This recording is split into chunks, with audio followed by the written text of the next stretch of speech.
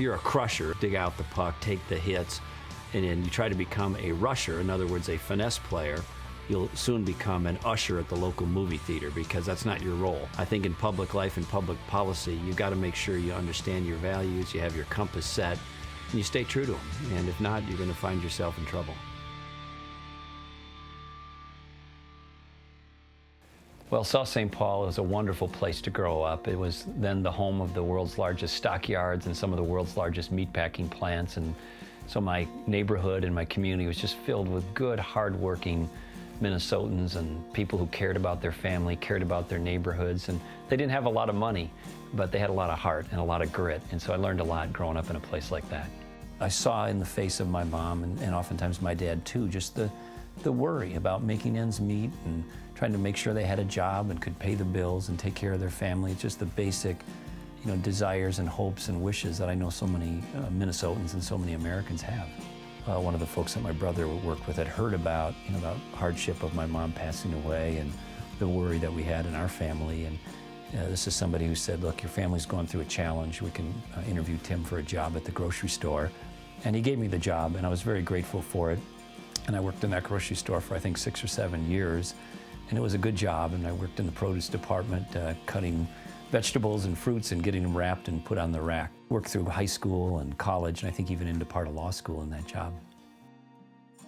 When people say, oh, you Republicans, you don't understand us, you haven't walked in our shoes, you don't know what it's like to worry about whether you can afford gas for your car, whether you're going to have health care, whether you can even get to college or pay your tuition for college.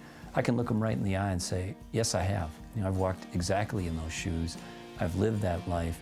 And so I can relate to them with some credibility that at least allows me to make the case from a conservative standpoint of why our ideas, our values, our principles are better for their hopes and dreams. We need strong leaders who are going to stand up, rise up, tell the truth, tell the American people the system is broken, it's headed towards the cliff, and we need to stop it before it happens. And the way we do that is to start by getting control on spending.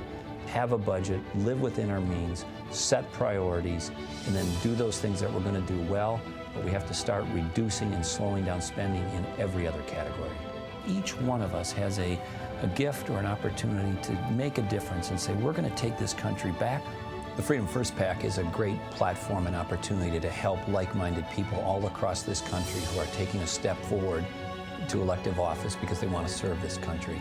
We want to rally people to the cause of turning this country back to common sense, good old-fashioned American common sense, and get this country back headed in the right direction. History is on our side. The Constitution is on our side. We're on the side of freedom. We're on the side of individual responsibility.